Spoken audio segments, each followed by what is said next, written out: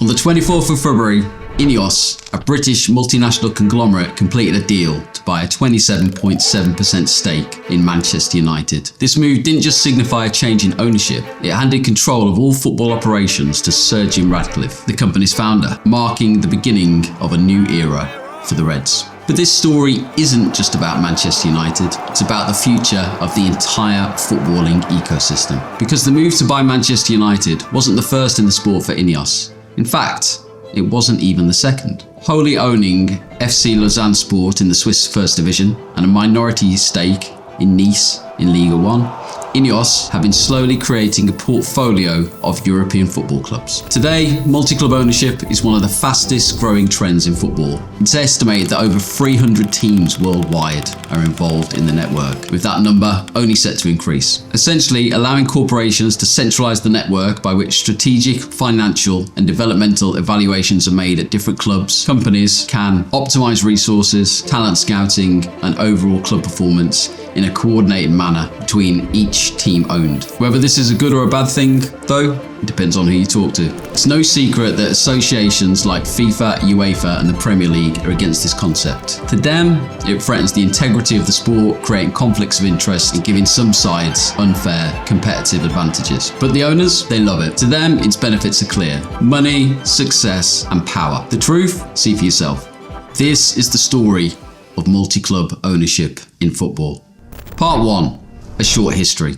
It's hard to say when the idea of multi-club ownership really took off in the sport. What's for certain though, is that the concept isn't actually new. See, while clubs had somewhat realised the success of affiliates in the late 1980s, by the early 90s, multi-club ownership had already begun to claw its way into the mainstream of European football.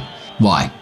Well, the concept of multi-club ownership has more implications on the business side of football than you may think. Being intrinsically linked to some of the most common practices in the footballing ecosystem, while immediate on-pitch results may be what your mind first associates success with, the ownership style can lead to several off-pitch advantages that leads to profitability and sustainability. Back in the early days, this is for the most part exactly how it was used. Let's just take the ENIC Group as an example. By the mid-90s, the group that today holds a majority stake in Tottenham Hotspur held stakes in the London side, as well as Rangers FC, Slavia Prague, AEK Athens, Vincenzo Calcio, and FC Basel. But as we mentioned, back then, everything was different. While ENIC may have had a controlling stake in each club, their goal wasn't necessarily football related. While obviously the better results meant the better cash flow was, the company wasn't involved in any of the operational sporting decisions made at each team. For them, the goal was clear: use football as a platform to arm the financial success of their larger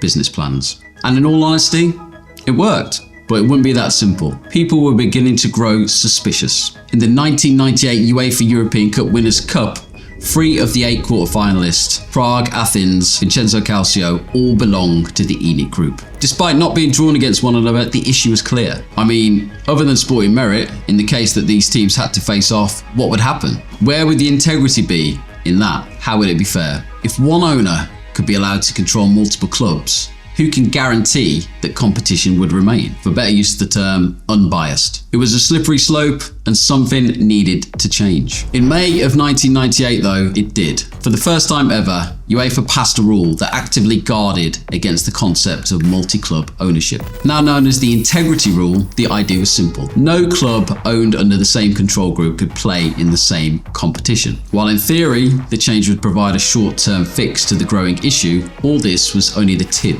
of a deep iceberg. Within the next 2 decades, multi-club ownership would begin to dictate the climate of nearly every aspect of football. Part 2. Consolidation. Up until this point, multi-club ownership was generally used for corporate gain. While the prospect was theoretically problematic, in actuality, it was pretty much a bunch of businesses looking to diversify their firm's investment portfolios. It didn't really have too much impact on the played game. And if that could be contained, rulemakers like UEFA and FIFA wouldn't have too much to worry about. But you know what they say? Money talks. By the 2000s, ownership groups had figured out something new. If they could begin to leverage successful operations at clubs they already owned to support a wider network of footballing activities, they could begin to dominate. This would usher in a new era for the sport, one where owners, despite not even coming from footballing backgrounds, would begin to take charge of sporting operations. I mean, just look at the story of Udinese. Building an incredible global scouting network in the 1980s and 1990s, the Italian club bringing huge numbers of European, African and South American talent. Names like Bierhoff, Montari, Alexis Sanchez. These were all players the club were pulling in. It was a terrific system. The issue? Well, they were simply bringing through too many players. So they came up with a solution. With the Pozzo family, the owners of the club, deciding to purchase Granada CF and then Spanish third division team, Udinese would transfer players from one club to the next. In fact, in the first season alone, Udinese would loan 10 players to Granada. The result?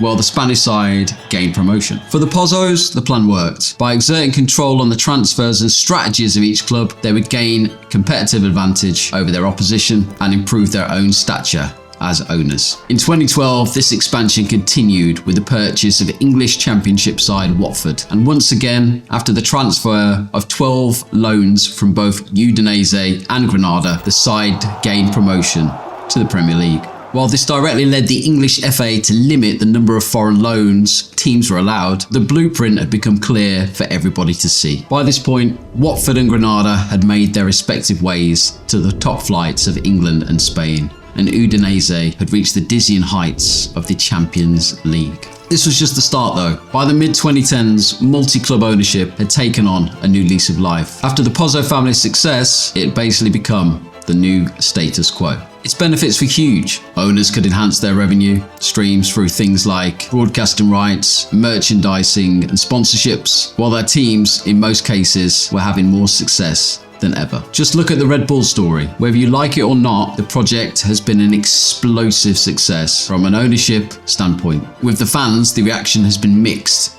to say the least. From bringing teams up multiple divisions to establishing themselves in the top flight in their footballing endeavours across Germany, Austria and Brazil and the USA, Red Bull have been able to pursue an innovative marketing strategy underpinned by their sporting success. They found just the right balance. That's the dream, right? Balance. Finding a way that you can improve your brand and reputation while achieving success on the pitch and making money. But that's not the full story. The reality of the situation is that most multi-club undertakings don't actually succeed. Those who do, though, seem to have developed a new formula, one that, if not regulated, may take over the footballing world. Part 3.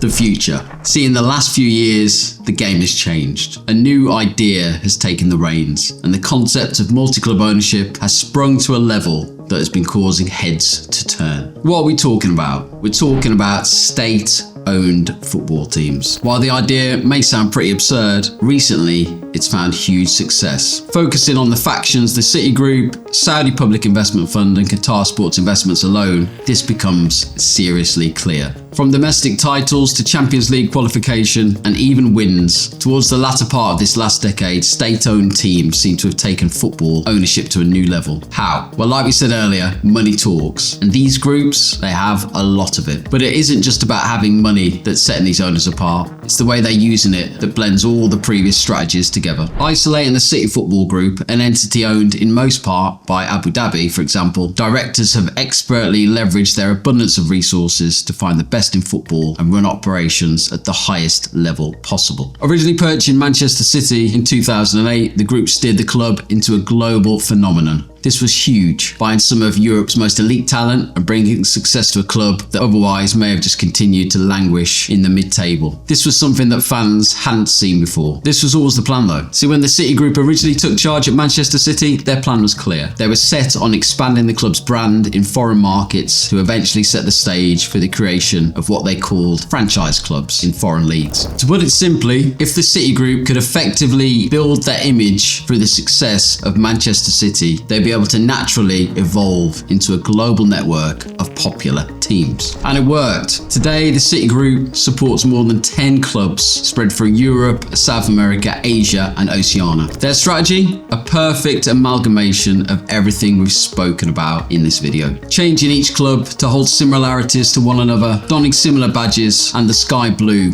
associated with Manchester City, the City Group have managed to create a network that flows in order to create a functional system by which each team can garner success. I mean, they're not hiding it. From investing in the lower tier clubs to allow them access to the region's most exciting talents, to creating solid infrastructure to properly develop, and collaborative measures that ensure each affiliate is able to retrieve information from Manchester City's extensive tactical and coaching databases. The blueprint is clear. What isn't, though, is a path for replication. Other teams just don't have the available resources. And it's exactly this that seems to be the issue the footballing world faces today. An issue that can be perfectly underlined by the Saudi Public Investment Fund's recent involvement in the sport. Taking control of the 4 biggest clubs in the Saudi Arabian domestic league, the group are using their limitless resources to achieve a very specific goal. Buying some of Europe's most well-known footballers, the group has chosen the sport to be a key player in achieving goals that spread far beyond sport alone. Wanting to use the reputation of the Saudi Pro League to pave the way for a sustainable and thriving economy, the whole topic is growing to a matter of national importance. So is that a good thing? See, over the last 30 years, football has progressed rapidly. Performances are at an all-time high. The sport is becoming more popular than ever, and athletes have become some of the most well-known figures in the world. But something is missing. To many, the sport is more detached than it's ever been. Everything has just grown to a level that the average fan probably can't relate to. It's not that the sport has changed much, but it seems to be everything around it. I mean, is it still sport and integrity and merit that symbolizes honor, or is it something else? Is it money? Power? It depends how you look at it. One thing is for certain though, if the current trend continues, defending the sport's competitive integrity may only grow more difficult. If you'd like to see more sports related and business related documentaries, don't forget to subscribe. Thanks for watching.